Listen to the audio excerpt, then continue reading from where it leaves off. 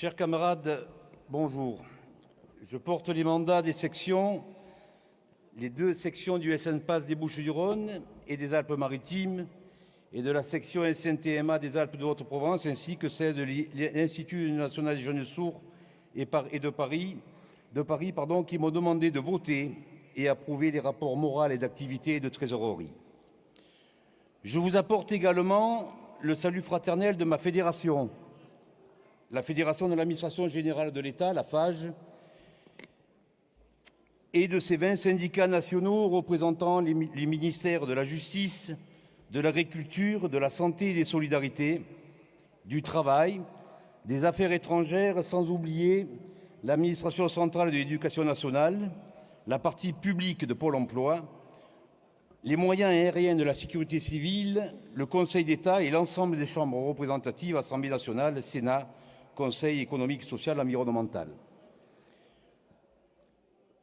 Je tiens avant toute chose à saluer ici l'action de l'ensemble du Bureau fédéral et plus particulièrement de son secrétaire général, Yves, que je remercie ici pour son implication sans faille, sa maîtrise des dossiers et son œuvre durant ces 4 années remettant en ordre et sur de bons rails notre organisation syndicale. Je suis là également pour vous dire que la commission exécutive et le conseil fédéral de ma fédération m'a donné mandat pour soutenir la candidature de Frédéric Souillot, qui a toute notre confiance pour le mandat à venir. Un mot en avant-propos sur la tragédie de cette guerre en Ukraine, aux portes d'une Europe que nous croyons, que nous pensions à tort, préservée de ce type d'événement.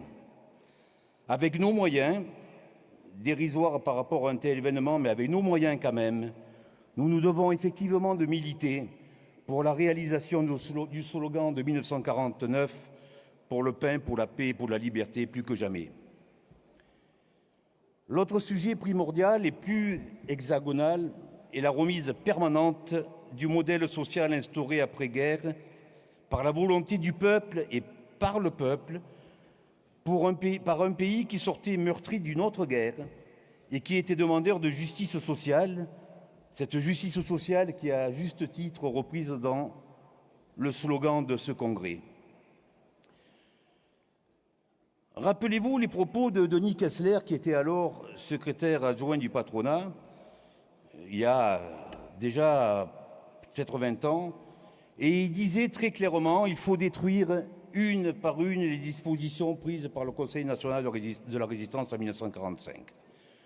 Depuis, on peut dire que son vœu a été en partie exaucé, car l'ensemble des gouvernements en exercice, qu'ils soient de droite ou de gauche, ont œuvré à cette entreprise funeste. Emmanuel Macron et ses gouvernements sont dans cette même logique et entendent bien parachever l'œuvre et à continuer à casser le Code du travail, le statut général et les statuts particuliers de la fonction publique, les conventions collectives, le paritarisme, la sécurité sociale et bien entendu notre système de retraite et de pension qui méritera bien une nouvelle et grande bataille, je pense, dès cet automne. Chers camarades, Yves, dans son rapport, a énuméré les défis qui nous attendent. Ils sont nombreux. Ces actions revendicatives que nous devrons mener et qui seront reprises par notre feuille de route du mandat à venir, à savoir tout simplement nos résolutions que nous prendrons à l'occasion de ce congrès. Oui, mes camarades, il faudra avoir l'ambition, comme le disait Jaurès, de rallumer tous ces soleils, de rameler tous les soleils, de redonner espoir et dignité aux travailleurs, de mettre la pression sur tous ces serviteurs zélés de ce capitalisme déshumanisé qui favorisera toujours, on en est convaincu, le profit de quelques-uns au détriment de tous les autres. Pour ce faire, mes camarades, il conviendra effectivement d'établir un rapport de force favorable sans lequel rien n'est possible. Alors ce rapport de force, on le proclame souvent, avec des appels à la grève générale ou autre, mais il est plus facile à proclamer qu'à faire, au sein d'une société qui est de plus en plus individualiste et qui est quelque peu, il faut le dire aussi, désillusionnée. Pour autant, ce rapport de force sera nécessaire. Nos combats pour nos salaires, nos conditions de travail décents, des protections sociales renforcées seront nécessaires, indispensables pour redonner aux travailleurs de ce pays espoir et dignité. Un mot pour finir. Des brûlots que je juge infâmes, mensongers, anonymes sont diffusés laissant entendre que notre organisation syndicale fonctionnerait sans démocratie et accompagnerait des réformes destructrices. D'autres propos, moins virulents, mais qui vont dans le même sens, moins anonymes, vont dans le même sens et laisseraient à penser que nous fonctionnerons sans démocratie.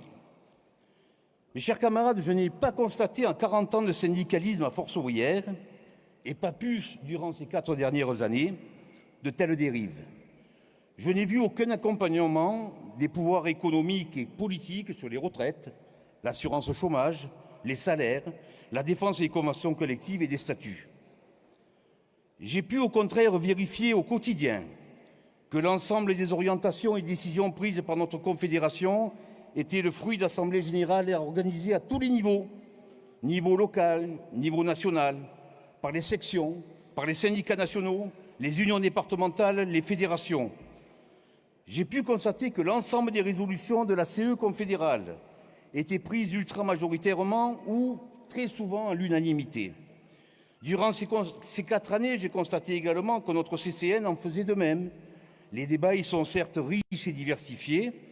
C'est normal, ça a été dit hier, nous ne sommes pas tous pareils, nous sommes différents, nous n'avons pas tous les mêmes orientations et c'est tant mieux. Nous ne sommes pas clonés parce qu'à Force ouvrière, chacun est différent et la vérité, elle est plurielle, elle n'existe pas unique la vérité.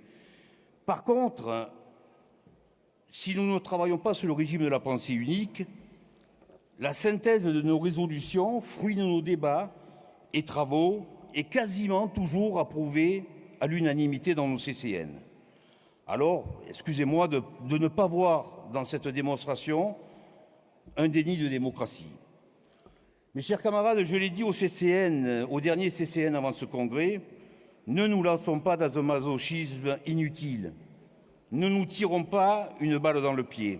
Il va falloir conclure, mon camarade. Je conclus, c'est mon dernier chapitre. Le mandat a été et sera toujours tenu dans le droit fil du réformisme militant et indépendant, souligné par Yves dans son rapport. Les défis sont immenses, mes camarades. Plus que jamais, nous avons besoin de force et d'unité. Je l'ai entendu hier par un camarade de Marseille, notre responsabilité, je le reprends, c'est d'aller au-delà des égos et des ambitions personnelles vers l'essentiel. Eh bien, mes camarades, l'essentiel, ce sont nos revendications. L'essentiel, ce sont nos résolutions. L'essentiel, c'est cette unité pour les mettre en œuvre. Vive le syndicalisme libre, indépendant, républicain et laïque. Vive la CGT Force ouvrière.